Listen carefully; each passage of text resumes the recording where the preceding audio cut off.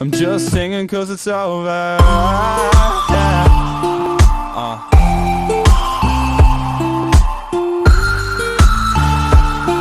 Yeah.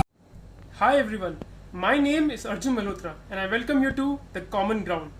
I started this channel with the aim of bringing ideas to people that they can agree with or understand irrespective of their political ideology.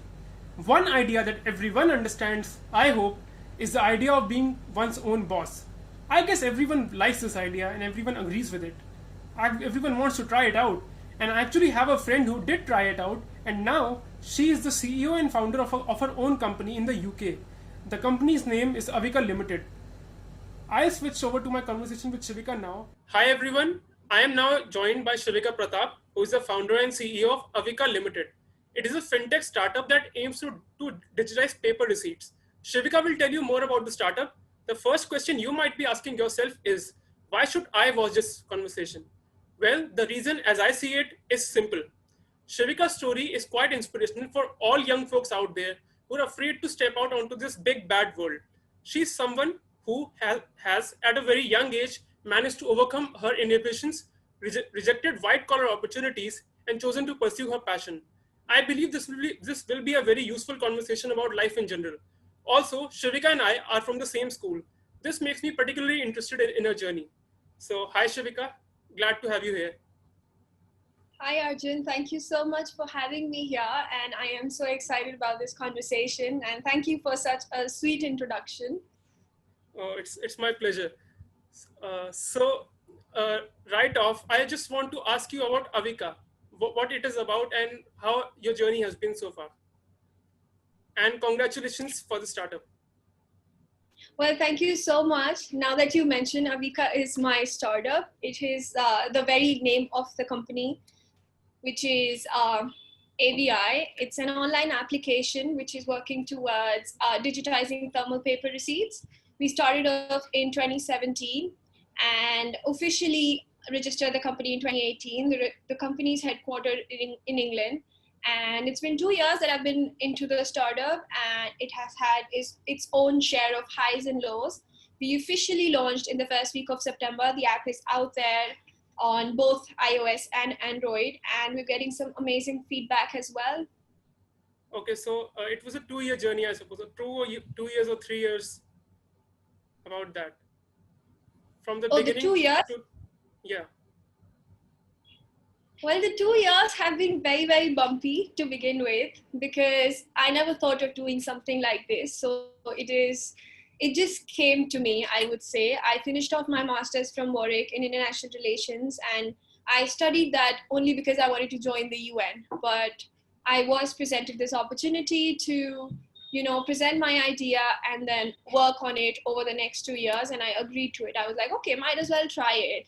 And it was like very casually that I did it. It wasn't something that I was like, okay, if it happens, then I will put everything into it. But I just wanted to give it a try. So I gave it a try, got endorsed from my university, stayed back in England for about 2 years, worked on the business. And it's been quite a journey, I have to say, because it's a fintech startup, like you mentioned. I do not have any background both in finance. I did political science for my undergrad. So the journey has been very, very different to as what I expected it to be. And 2, 3 rounds of beta testing and other things, had different teams working at different times. I had my share of highs and lows in between, but what really kept me going was that I knew I wanted this. So I continued to work on it day in and day out. And today, here we are, launched officially. So that is really interesting to me. You don't have a background in either finance or tech, and yet you are Yeah. here.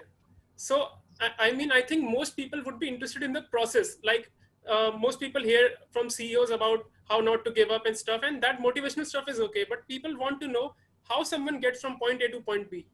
What is the process that You mean people to would start up? particularly, yes, to start up in a country which is not even yours? I mean, you shifted there. You weren't even originally from there. So how do Yes. you manage to muster up the courage to start up there? Okay, you told me that you were backed by your college and all, but Yeah. even so, it's a big step. So how did you do that? So I think one major thing that led me to do it has been the support from my parents. I mean, once you decide to leave your country and go somewhere else and do something, you really need to have that kind of support to, do it. And I was pretty young at that point. I was only 22 when I started off. So my parents really supported me. And when then I mentioned it to them that this is what I want to do, I did have my family support. And when you ask me how should one go from point A to point B, is to stop thinking and just go, just leave. Because if you really want it, you have to leave. You have to stop thinking about the fact that, oh my God, it's a different country. I'll be able to adjust. I mean, these are questions that you will only have answers to once you're there. But if you do not go, and if you sit on your couch and be thinking that, okay, these will be the troubles or these are the things I can do, you might never be able to do it. And there will be people already have been there. So the first step would be to literally just leave and go.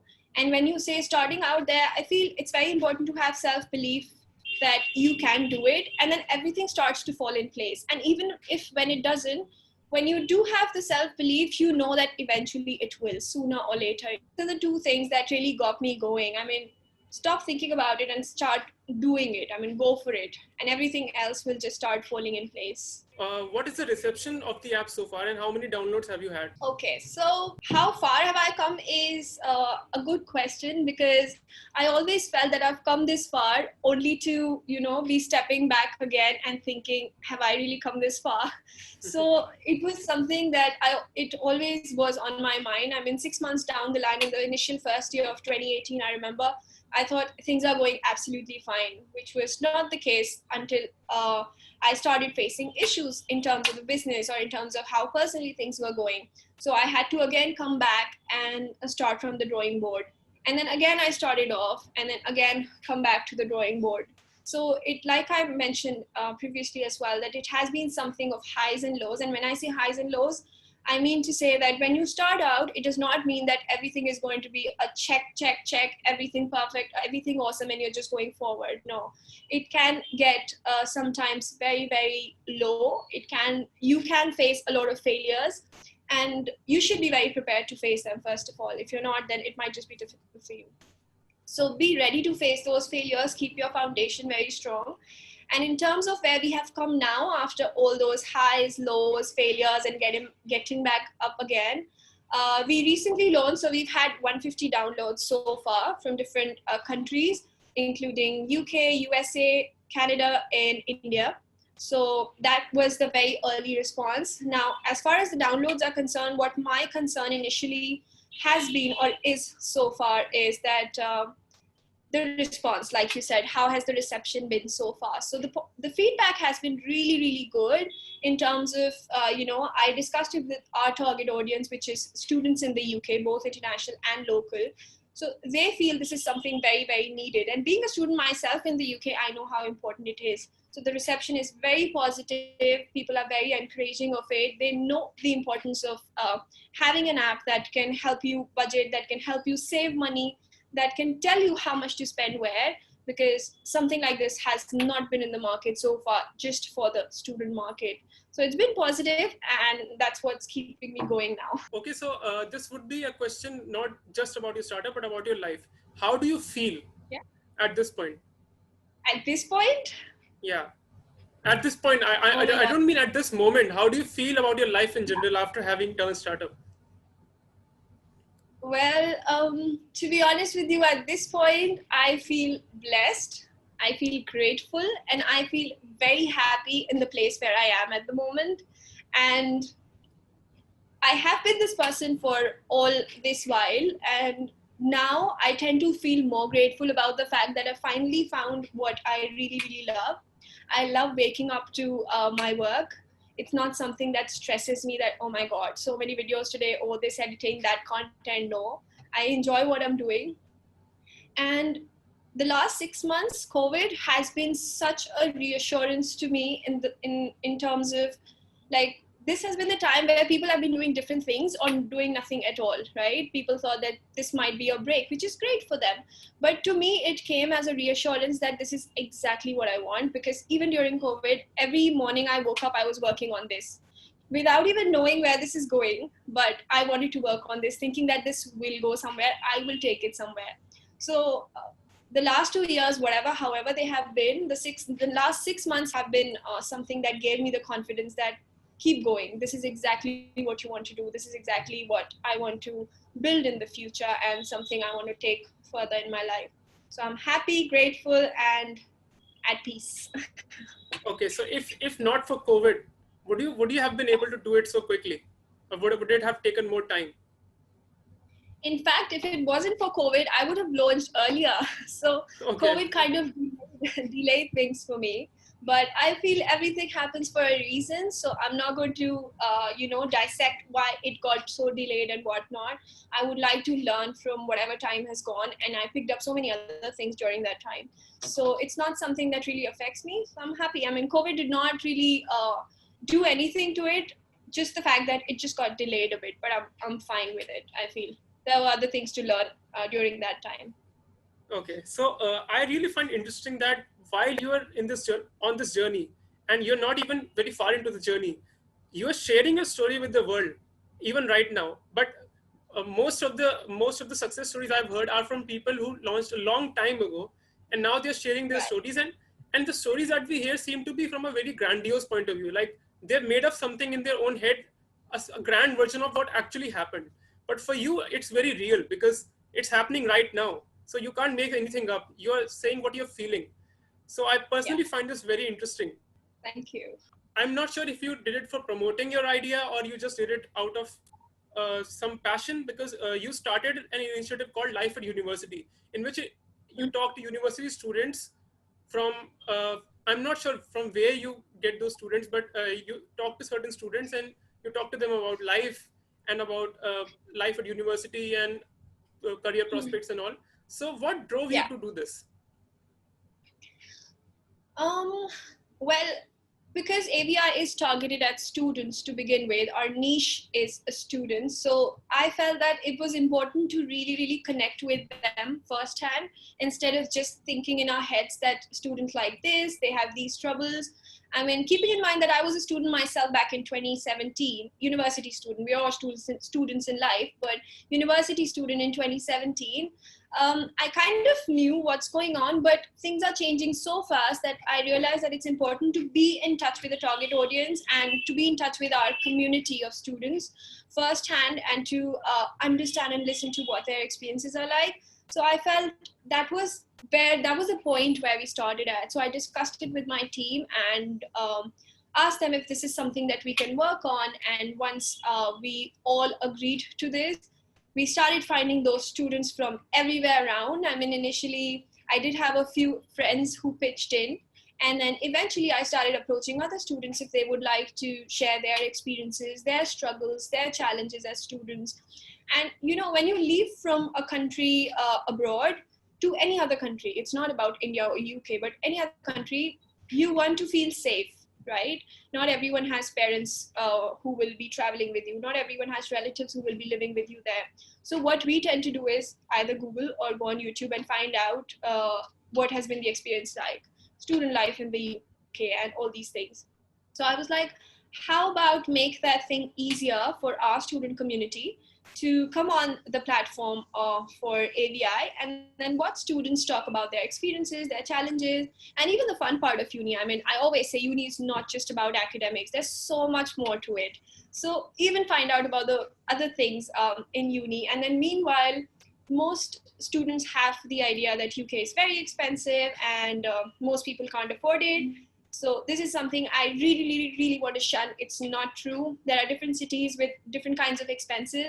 London being expensive, if you listen to other conversations taken place from students who've been in London, like universities like LSE or Middlesex, they say outright that it depends on you how you manage your expenses. And it's not something that that's like stated. It's not a fact that it's expensive. So it's about you, how you manage. And obviously there are places where you can shop, budget from, and how you can budget yourself. So these were the kinds of experiences of students that I wanted to put out in front of our audience, so that they feel that coming out to the UK to study is not something very hi-fi. You can do it as long as you have the potential for it, you have the drive for it, and just listen to people who have been there, done that, and find that journey more fun and easy to adapt to. Yeah, so I personally think that if the destination is clear, if point B is clear, like you know that you need to do this, then you will do it. Yeah, Somehow you will do it, but it might take a variable amount of time based yeah. on your dedication, but it will happen. I absolutely agree. I mean, as long as you know what you want in life, I mean, it's not just about university, it's about your career as well. Or even if that means that this is the kind of something you want, XYZ, if you have the drive for it and if you have the patience for it, that is also very important. I mean, if you have the rush for it, it can take you only so far, but you need to have the patience for it and you need to just keep working for it. It might take some time, like you just said, that it might just not come tomorrow or day after, but it will eventually come to you because you've worked for it so hard. So yeah. Okay, so what I was interested in knowing is that while talking to any of these students, did you have a moment where you felt that, okay, this person is saying something that I hadn't thought of, and now I need to make this change? Did you have any moment like that? So many.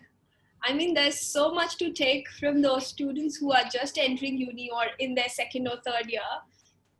I feel like people are so smart, and then I feel like I was so dumb when I began, and then I feel the whole point of the series is so good that if you feel it's so valuable that if you feel you don't know something, there's someone who's already done it. Learn from them. I mean, don't feel like you don't know it so you can't learn it. No, because somebody is talking about it, that means it can be done. So why not listen to it and do it? And when you say talk about those moments, if I felt so many things. I mean, there were people, there were some students discussing some applications. So if you, I don't remember the name, but if you keep it on for some time, it reduces your screen time because you're not using the app during that period, and then you get discounts when you go for a movie. And watching a movie in England is quite expensive. Like it costs around £8 to £10. So something like that. I never knew that. I wouldn't go for a movie because it costed too much. But if I knew there was something like that existed, I would have put my phone away for hours to watch a movie, probably in the coming month or the coming week. So something like that. I mean, they talk about so many discounts during for travel and whatnot. And I still can't forget the first month I was about to travel somewhere and I had to get to the airport. So I didn't know that the rates are dynamic. So I went straight to the train station, bought a ticket, which was 3 times the price. And I didn't know that it is 3 times the price. So I had to be purchasing tickets way in advance. And being the person I am doing things last minute, I just purchased it like a few hours before my flight. So that went really wrong. So I think these are things that most students who talked on the series of Been There, Done That have discussed that, this is how you can save. Book your tickets in advance, which I only knew after 5 months of spending everywhere on my tickets and travel. So lots to learn from them, so much to learn. Every conversation is a learning, absolutely. Okay. So when you first entered your university at Warwick, Yeah. did you ever think that you could stand out amongst people?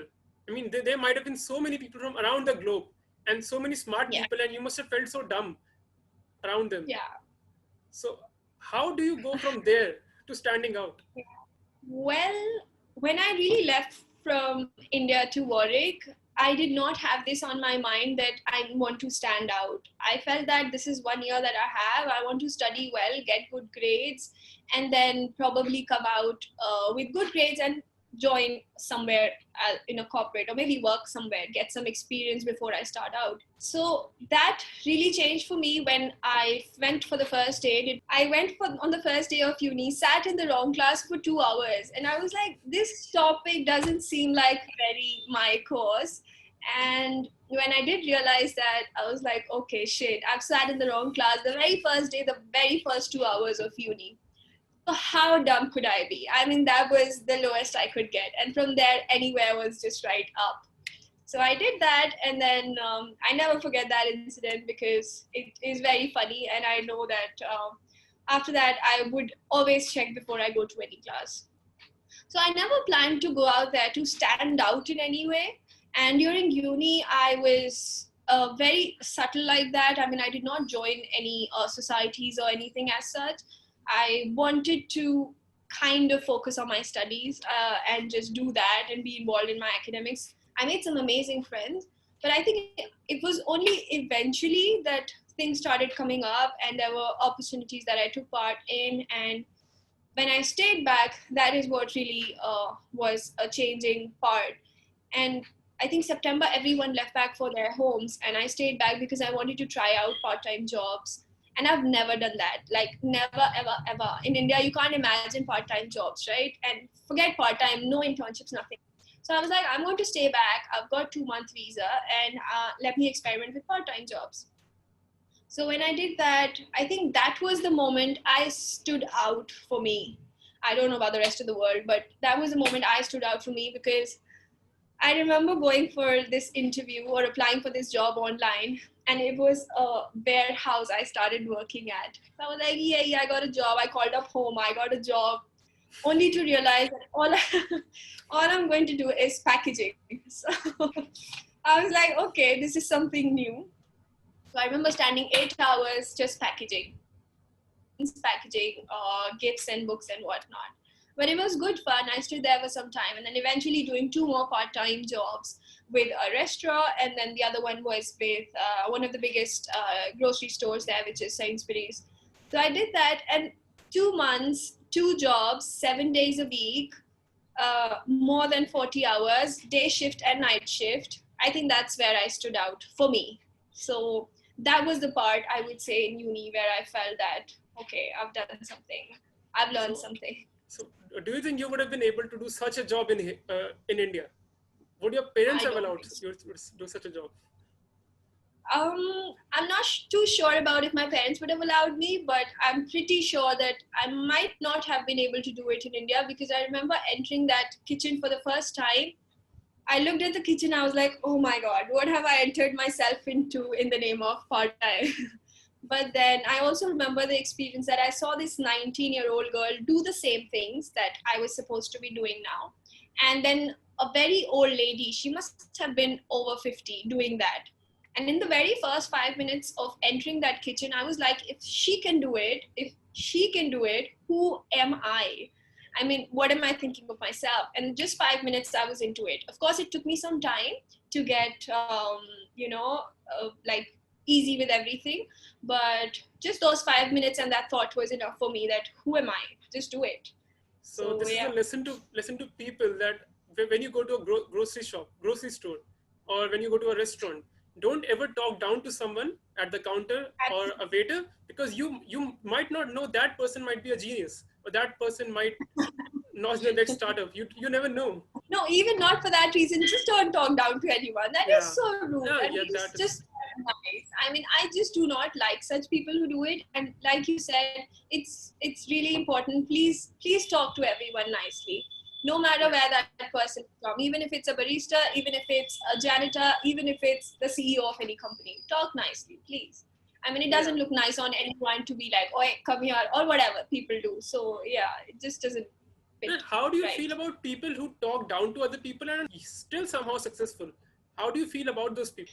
How do I feel about those people? I know for a fact that they're successful because they must have been doing something right professionally in their careers, but I cannot really comment on the fact that they're good people.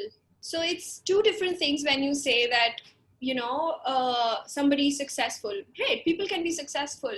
I mean, if you put in the hard work and if you put in the money, sometimes you can be successful. You can get there. But are you a good person? I have doubts about that then. And I don't think such people are ever happy with themselves. I mean, you need to have some sort of dissatisfaction with yourself to talk down to someone. Otherwise, why would you? I just don't see the point. You need to have some problem in your personal life to be talking down to anyone. I mean, maybe somebody didn't teach you right, or maybe when they were teaching you, you didn't listen right. Something was wrong is what I can say. But if you think success equals anywhere disrespecting someone else or looking down upon people, I am very, very sorry to say that is just the false meaning of success, and that's not how you live success. So yeah. Okay, so within your journey, there's for 4 years you studied political science at Kamala Nehru College of Delhi University. Yeah. So you were studying political science, and most people who study political science end up becoming activists, or I don't know, doing something which we can't comprehend why they're doing it. So, Yeah. and from there, go to international relations. So first, explain to me what international relations, what the course was about. I don't know what Yeah. international relations is. So why I did political science and why I did international relations both correlate because I wanted to be part of the United Nations. And international relations really talks about world governments, how to create world peace. I mean, have a holistic and one government where people can live in peace and do things that can be helpful for all the different governments. So that's what we majorly talk about. And then there are topics like Marxism, realism, liberalism, and capitalism and whatnot. So all that is a part of international relations. And doing political science, international relations, I still want to be part of the UN. And I'm sure there is a way to get there through what I'm doing, because I can still do good if I am starting up, if I'm owning a company. So the eventual point is that, but I never wanted to be an activist. I mean, it was never on my mind that I want to be an activist. Even while I was studying, it was never something that I wanted to do. Neither did I want to join politics. That was never on my mind once again. But all I wanted to do was, it interested me. So I was like, might as well read it. So it was something I really enjoyed reading. I still read. So that's why, I mean, history is something I enjoy watching. I enjoy reading. Political science is something I still read every now and then. Now more into learning business by reading and watching videos. But yeah, I try and get some time to do that as well. But you do come across as someone who's very apolitical. I haven't seen you comment about anything related to politics anywhere. So I'm not sure. I mean, your interests are very self-contained, I guess. They're for yourself, they're not for the outside world. You can say that, yes. I mean, I am somebody who believes that I do have an opinion. Everybody has the right to have an opinion, but I am not out there to change people's opinions about what they think when it comes to politics. So I don't want to raise issues. I don't want to be, out there talking about any political issue as such. So I am very self-contained like that, if you can say that. Okay, so that would be in contrast to me, because my whole aim is to change people's opinions, but not actually change people's opinions. I actually try to teach them how to think. And yeah. So, for example, if I see someone having an opinion which is very ignorant, which I feel is very ignorant, I wouldn't tell them that you are wrong and you need to think like this. I would tell them, ask themselves questions. Do you even know what you think properly? From point A to point B, can you get from here to there and not end up with any logical fallacy in between? And I think, and I've observed that most people fail in that. Somehow they have missed some points, and they have some gaps in their thinking, and they don't even know what they really think. So we have many received opinions which people have. And it's not just limited to politics. Politics is an example. Received opinions are in every field of life. Right. See, I feel that one of the biggest reasons why I'm also apolitical is I feel that every person has come from somewhere. Every person has certain kind of a background. Every person has certain kind of a perspective. And to be sat there and comment, I think social media has given everyone the platform to talk. And it's not like I don't talk about anything. It's not like that. I'm all about women empowerment. I'm all about equality of women in different roles. But I'm also about feminism is something where you only talk about, upgrading women and their status in the society. But I understand the fact that every person comes from somewhere, has a certain background, has certain upbringing and certain perspectives. So that is the reason they have certain kind of opinion. So your opinion on something might not be similar to what I have, because I have a different background. I have a different upbringing. My learnings have been different. My experiences in life have been different. So I don't really want to change opinions, but I want to influence lives. So I don't know what the fine line would be there, but rather I would want to influence lives than change opinions. But yes, like you said, you are there to change opinions. I keep reading your posts on Facebook and WhatsApp and other places, and I'm like, okay, He Okay. will do good. Okay. So I actually seem to have many secret readers who never comment on my posts, never even like them, but somehow uh, at some point they end up liking a comment.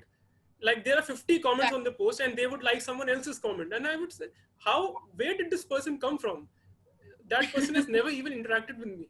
So So could be a possibility they interacted with your content and then probably did not agree with yours, but somebody who did say something that is contrary to what you said, and the person felt that okay, this is what I agree to, and then tuck like. So probably could be that. yeah, so that is always interesting to me, and I actually like that because it gives me a feeling that whatever I write, people are reading. Many people are reading it, and I don't even know that, and it might be Yeah, influencing their lives in some way. And even people who don't agree with me, and I know them personally, they don't agree with me at all, and they still somehow read yeah. my post, which makes me think that I'm saying something which is at least keeping them interested. Because in politics, people tend to ignore opinions which are contrary to theirs. But if people are reading my post, it means they are interested in at least reading them. So I think that's a good Well, in thing. order to contradict, you need to have someone to really say something that you can contradict. So maybe that's why Yeah. they Yeah. want to keep a tab of everything that you're writing. Okay. So actually, I got sidetracked because I had some other questions lined up. But because of your background in political science, I also want to ask you another question, which just popped into my head. So you said you studied Marxism, studied liberalism, and you studied capitalism. So from what I have heard, in many Western universities, there is a liberal or Marxist bias. There is amongst professors. I'm not sure what it was. The situation was at your university, but in many cases, I've heard this. So was that the case in your university? First, answer me this question. No, Okay. So wasn't the then case. my other question wouldn't make much sense. But if there were a bias, then I would be very interested to know how you went from studying under biased professors who encourage Marxism and liberalism to being a full-blown capitalist who has started her own venture.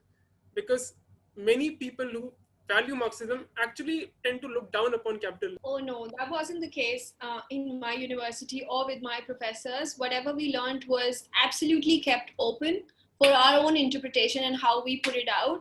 And the best part about universities outside, which I only discovered once I was there, was that like in India, what you do is you have certain text, you read it, and then you jot it down, and there are questions and answers, and you just put it down, whatever you feel there is. Whereas over there, what you have to do is you have to submit essay. So there's just one question for one submission, like for my course I'm talking about.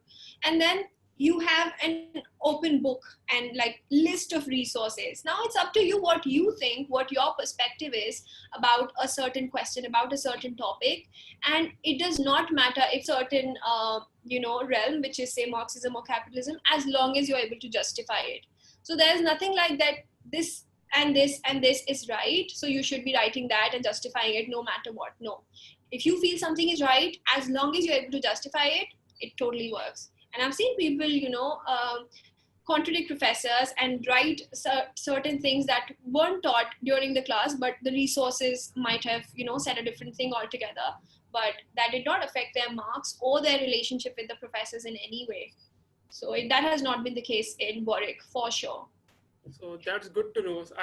I would say that the University of Warwick is the place to be for people. It is the place to be. Yeah. Okay, so now on a lighter note, I would like to ask you about your accent. So because it seems to be predominantly British with a tinge of Indian. So I've always been Yeah. curious to know how accent changes gradually over the years. So you've been in India, you've lived in India, and you've lived there. So Yeah. just tell me how and when you felt that your accent was changing, and did you even ever feel it? Did you know that your accent was changing, or it just happened? I think it was very, very gradual, but it was also something I quickly picked up. And the reason behind that is that since I was really, really young, say 12 or 15, I was very fond and very, very avid reader, and I wanted to be very confident in the way I talk.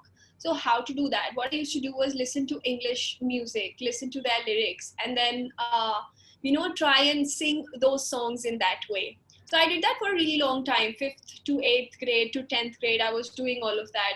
I mean, I remember listening to Enrique and Akon, and then just listening to those songs and trying to talk speak like that. Not really at that point, but just to understand the words. And then if you say some new word in front of me, it starts running in my head. Oh, what does that mean? Immediately, if I get a moment, I'm going to Google it. So that's the kind of person I am. Now that started showing up when I went to uni in UK, which was 2016. So when I started off that, I was mostly around, my class did not have any Indian students. It was a class of 20 with 19 different nationalities. And I was the only Indian in the beginning. But my circle was mostly comprising of Indians. So we used to talk Hindi, very obvious. But then when everybody went back to India and I decided to stay back, I got in touch with a lot of British people, the local people there when I started working part-time. So it was a tiny bit there, like having conversations with them where I picked it up. And then I think the major part has to be when I started doing when I started building my startup there, because I had no Indian people there then. The only people I interacted were locals or maybe different nationalities working in UK. So when I started talking to them, I started picking it up gradually. And, my mind was conditioned to what I was doing in my young age. So instantly, the way they were talking, I wanted to instantly start talking the same way. And it just naturally happened to me. I mean, it's not something I purposefully did. Of course, I correct my sisters every now and then that you're not pronouncing words right and whatnot. But this something naturally happened. And then whilst working part-time, talking to customers, it came naturally to me. And then I just kept doing it over and over again. And now it's been 4 years that I've lived abroad. And I think now it's just a part of me. I mean, I find it little bit difficult to now go back to talking how I used to. It will be nice if I can watch a video from 2014 or 15 talking in English. I don't think you need to, because you live there, and I think it helps that you talk like them, because it probably helps them understand you better. Yeah, it does. I mean, my customers tell me, they ask me different nationalities. Are you from here? Are you from there? But nobody tells me I'm from here, which is fine, just because maybe the way I talk, and they instantly understand. So it's not something that is in any way hampering my growth. Rather, people are more willing to communicate because they can understand immediately what I'm talking. So yeah, it has helped me, I would say. It's not something that has from put what me down. I have observed that there is a tendency in Indians to label anyone who uses an accent as trying too hard. They do that. Yeah.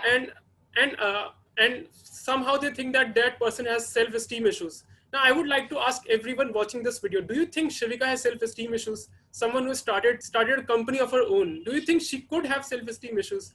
So it clearly shows that having an accent is not related to self-esteem. In most cases, it could also be natural, as in her case, in your case. Thank you for that. Okay. So I have one more question lined up. So now that you're on the path to success, what is the most major change you have felt in your life?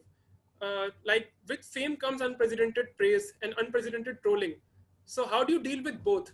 With unprecedented praise and unprecedented trolling? There might be two things, if you have experienced them so far. Oh my gosh, I've not experienced any trolling so far. I've only seen it for others and I dread it. But definitely I've seen a lot of praise come my way. I've seen a lot of support come my way. And like I said in the beginning, I feel very blessed and I feel very, very grateful that I'm surrounded by people who are always so supportive of what I'm doing at the moment. And they're always pushing me to do better. So I can literally count 1, 2, or 3 people who must have made me feel that I'm doing something wrong or I have issues with me just because I've changed industries or anything like that, who've made me feel negative about what I'm doing or who I am. Very few people. I mean, like 1, 2, 3, basically just that. Other than that, everybody has been so welcoming of what I'm doing, so supportive. My family, my friends, even when I meet them now, there's so much appreciation, so much help that comes from them. So the trolling has not been a part. I hope that does not become a part for any reason because it's not nice. It gets nasty is what I feel. But constructive criticism is something I always welcome. Friends, family, acquaintances, random, anyone. So yeah, it's been really nice so far. That's good to know, but I would actually hope that trolling becomes a part of your life, because that would show that you have gotten somewhere. If people want to troll you, that means you are somewhere. That's another way of looking at it. Absolutely. Yeah, and I don't think you will have to feed them, because people who troll, I mean, what good could they be doing in their lives that they're having to troll other people? No, I like their skills. They're very creative like that. I mean, if they're trolling someone, it's really creative, really funny. And yeah, I don't mind being trolled as long as it's not something nasty. And if it's done in a good, positive, fun way, which is fine, but nothing apart from that. And like you said, there's another way of looking at it, that if you're being trolled, then probably you've gotten somewhere. Yeah, so let me, let actually, me like yeah, that. I actually look forward to you having a blue check on Twitter. In maybe in some years, in 2 years, Yeah, 3 years. Let's see. let, let's hope for it. Yeah. So, what is your number one advice to people in life? There's so many because my failures and my downfalls have taught me so much. I feel like sharing it all the time, that, do this, please don't do that, that will not do you right, and things like that. But one thing that I keep telling my siblings or my friends who feel that something is not happening for them in their life is, please, please, please, firstly, believe in yourself. It is so important to believe in yourself. If you don't believe in yourself, there are like hundreds of people who will shun you, who will put you down. But to face them and to be anywhere, to create a safety net for yourself, it's very important to firstly believe in yourself. If you don't believe in yourself, nobody else will. Nobody will care about what you're doing, why you're doing. So firstly, believe in yourself. And secondly, whilst you believe in yourself, don't feel afraid of the failures that come in. It's only a part of the process, so don't feel afraid of that. And once you fail, have the courage to persevere and not give up. Keep getting up. So self-belief, persevere, and don't give up. Just keep doing it. Keep doing it. It will come to you eventually. Don't lose hope. So that is good advice. And my number one advice to people is to download Shrika's app, Avi. Yes, And it's please, on please Google download Play it. Store. Yeah. It's on both iOS, it's on Google Play Store as well. Please download it. Please leave a review. And please do send in your feedback. You can directly send in your feedback to me, and I will make sure that it's taken into consideration. And yeah, download it. Give us your Okay. feedback. And now that I've said that, maybe you could tell your friends to subscribe to my channel. Absolutely. Would only be fair. Absolutely, I completely agree with that. I request all my friends to please subscribe to Arjun's channel. It's an amazing platform. You get to learn so much. There's some really inspiring conversations that take place. So please subscribe to The Common Ground. Okay. Thank you, Shrika. And there's one more thing. So, I've asked people to download your app. Now, can you tell them why they need to download your app? What would be the benefit for them if they download your app? Well, the biggest benefit for them is life is full of stress. We ease your put in your receipts there, and we do the budgeting for you. So download the app, AVI Digital Receipts. You can save all your receipts on one platform, and you can also manage your money, manage your expenses, and do your budgeting just at one tap. So please download AVI. It makes life easy. Absolutely. And my own wallet is full of receipts. I mean, it's such a thick wallet, and that's mostly because of receipts. So I personally would really like to use your app. I have downloaded it already, and I would like to use it more. Not going out very often these days, but I'll try. You can probably try and budget for yourself for the coming time. Yeah. The user interface is really nice, by the way. Oh, thank you. I'm glad. I mean, I've gotten really good response in terms of the user interface, and it's easy to use. It's very student friendly like that. Very easy to navigate around. So yeah, glad you like it. Glad you found it easy to use. Yeah. So anything you would like to say at the end? Well, the only thing I would like to say is please, there's only one life. Each one has a purpose in this life.